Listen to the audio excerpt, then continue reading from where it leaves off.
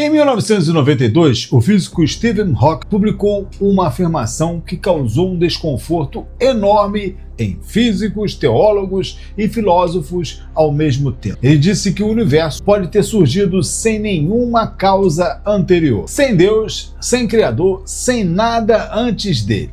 E a ciência concordou que o argumento era sério. Só que ninguém conseguiu provar que ele estava certo. E ninguém conseguiu também provar que ele estava errado. A pergunta mais natural do mundo é: se tudo tem uma origem, quem criou Deus? Parece sim, parece até infantil. Mas essa pergunta já derrubou argumentos de filósofos com décadas de estudo. E o motivo não é o que você imagina. Quando alguém diz tudo tem uma causa, está aplicando uma regra que vale aqui dentro do universo.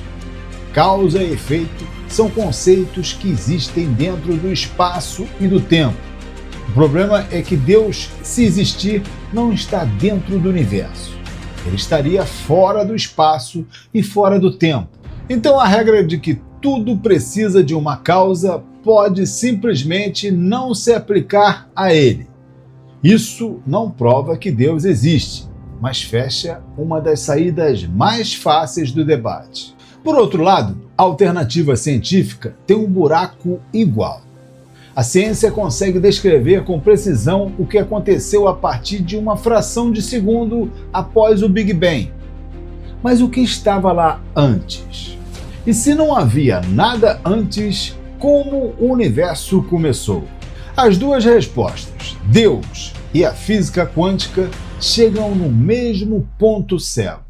Mas para entender por que isso acontece, precisamos voltar ao início de tudo. Meu nome é Lécio e aqui é do canal Fato Proibido. No século XI, um filósofo islâmico, Al-Ghazali, formalizou um argumento que ainda está no centro do debate filosófico até hoje. O argumento era simples: tudo que começa a existir tem uma causa. O universo começou a existir. Logo, o universo tem uma causa. Esse raciocínio ficou conhecido como argumento cosmológico Kalam. Ele atravessou a Idade Média, passou pelas mãos de Thomas de Aquino no século VIII e chegou ao filósofo cristão americano chamado William Lane Craig, que o popularizou nos debates acadêmicos da segunda metade do século XX. A conclusão de Craig é que se o universo tem uma causa, essa causa precisa ser eterna, imaterial, não espacial e imensamente poderosa. E precisa ser pessoal, porque só um agente consciente pode decidir criar algo do nada. Para ele, isso é Deus. Em paralelo, a física desenvolveu sua própria resposta. Em 1981, Stephen Hawking e o físico James Ethel propuseram a chamada proposta sem fronteiras. A ideia é que, perto do começo do universo, o comportamento quântico do espaço e tempo era tão radical que o tempo em si não existia como conhecemos. Se o tempo não existia antes do Big Bang, então a pergunta "o que havia antes?" não faz sentido. É como perguntar o que fica ao norte do Polo Norte. A própria pergunta é mal formulada. Hawking chegou a dizer que esse modelo Deus não seria necessário, porque não haveria um momento anterior ao universo do qual Deus precisasse existir para criar alguma coisa. Mas o próximo detalhe é o que transforma esse debate em algo diferente de tudo que você já viu. O problema com a proposta de Hawking não é que ela seja absurda. O problema é que ela não foi comprovada.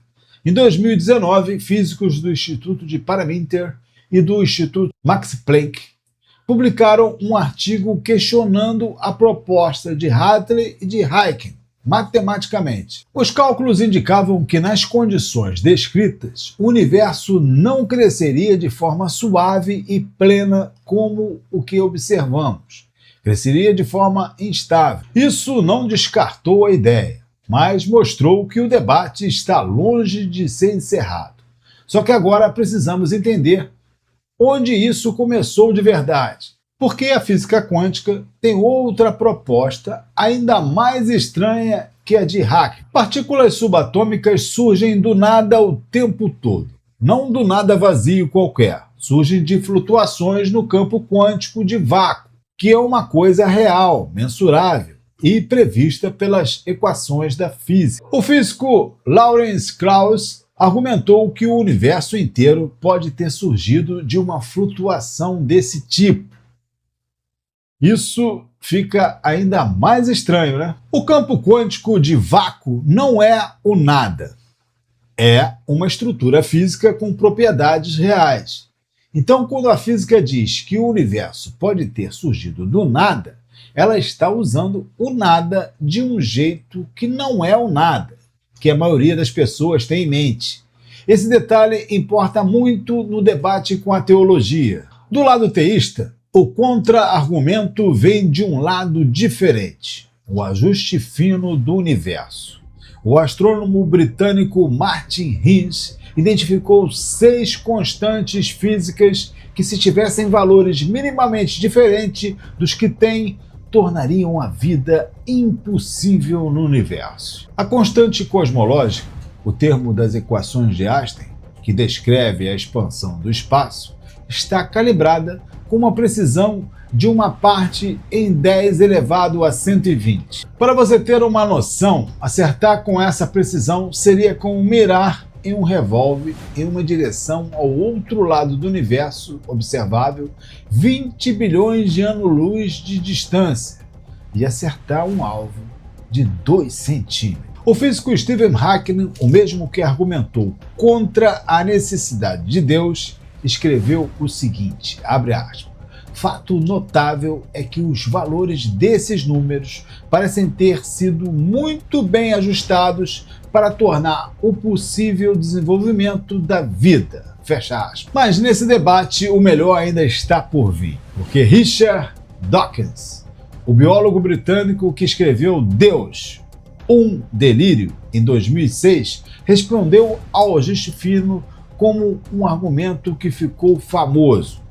Qualquer Deus capaz de projetar o universo com essa precisão toda teria que ser ainda mais complexo do que o universo. E se Deus é complexo, então Deus também precisaria de uma explicação. Você estaria apenas empurrando o problema um nível para cima. E é aí que entra a resposta mais direta dos teólogos ao argumento de Dawkins. Cray e outros filósofos responderam que para reconhecer uma explicação como a melhor, você não precisa explicar a explicação. Arqueólogos que encontram flechas e cerâmicas inferem que houve uma civilização, mesmo sem saber quem eram essas pessoas ou de onde vieram. O fato de não conseguirmos explicar Deus não invalida Deus como explicação. E aqui o debate chegou num impasse genuíno, porque as duas posições são reais. Então, o que temos de fato? Pelo lado científico, o universo tem 13,8 bilhões de anos. Surgiu de um estado extremamente quente e denso, e a física consegue descrever com precisão tudo o que aconteceu a partir de uma fração minúscula de segundo depois do Big Bang. Antes disso, antes de 10 elevado a menos 43 segundos, o chamado tempo de Planck, as leis da física como as conhecemos param de funcionar. O argumento cosmológico Kalam permanece tecnicamente válido em sua lógica. Ninguém demonstrou que o universo pode surgir de um nada, absoluto, sem nenhuma causa, e que o ajuste fino das constantes continua sem uma explicação definitiva. O multiverso é a alternativa científica mais popular, mas é, por enquanto, indetectável e não verificável experimentalmente. E a pergunta original: quem criou Deus? Recebe duas respostas opostas que não se anulam. A resposta teológica diz que Deus, por definição, existe fora do tempo e do espaço, e por isso não está sujeito à mesma regra que existe uma causa para cada coisa. A resposta científica diz que se o próprio tempo surgiu com o universo, a pergunta "o que havia antes?" é uma pergunta sem sentido, porque não havia antes. Meu nobre, nenhuma das duas respostas fecha o caso. E é possível que nenhuma das duas consiga fazer isso. A resposta talvez dependa mais de quem você é do que qualquer evidência. Então, meu nobre, me diz nos comentários o seguinte: você acha que o universo precisa de uma causa fora dele mesmo? Ou o próprio universo é a resposta final? Me diz aqui que eu vou ler tudo o que você falar. Vou te deixar com mais um vídeo aqui e obrigado por assistir e até o próximo.